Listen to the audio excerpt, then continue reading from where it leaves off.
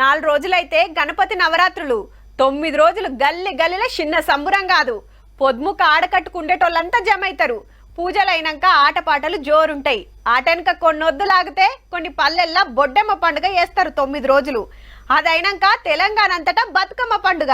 ఇది సుత 9 రోజుల పండుగే. దుర్గమ్మ నవరాత్రులు 9 రోజులే. సేమ్ ఇట్లనే ఇంకో పండుగ కూడా ఉన్నదుల్లో.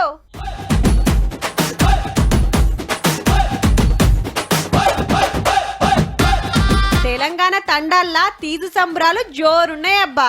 అక్క చెల్లెళ్ళ నెత్తిలా గోధుమ బుట్టలు, లీడర్లు తలపాగలు చుట్టి ఏమన్నాడుతున్నారా? మంత్రులు ఎమ్మెల్యేలొచ్చుడు, అలకటి స్టెప్పులేసుడు. ఆడ ఈడనేం లేదు, తండా తండాకు తీజ్ సంబురమే. మనకు బతుకమ్మెట్లనో బంజారాలకు తీజ్ పండుగ అట్లా. వెదురు బుట్టలల్లా పుట్టమట్టి పోసి నానబెట్టిన గోధుమలు జల్లి 9 రోజులు నారు పెంచుతారు. ఆఖరి నాడు నెత్తికెత్తుకొని ఊరేగింపు తీసుకుంటా ఆడిపాడతారు.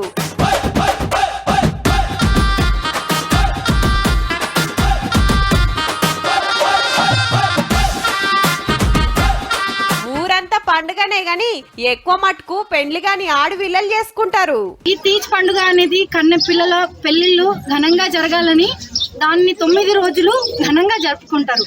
ఇది మన తెలుగు వారి బొట్టెమ్మ పండుగకు దగ్గరలోనే ఉంటుంది. వాళ్ళు ఉపవాసం ఉండి ఉప్పు కారం ఏం లేకుండా సప్పిడి కూడు తిని ఎంతో పవిత్రంగా భక్తి శ్రద్ధలతోని వాళ్ళు నీరు పోయడం జరుగుతుంది. అందువలన 9 రోజులలోనే గోధుమ నారు వచ్చేసి ఆఖరి నాడు కులదేవతలకు పూజలు చేసి గోధుమల బుట్టలెత్తుకొని ఆడుకుంటా పాడుకుంటా చెరువుకు పోయి నిమజ్జనం చేస్తారు.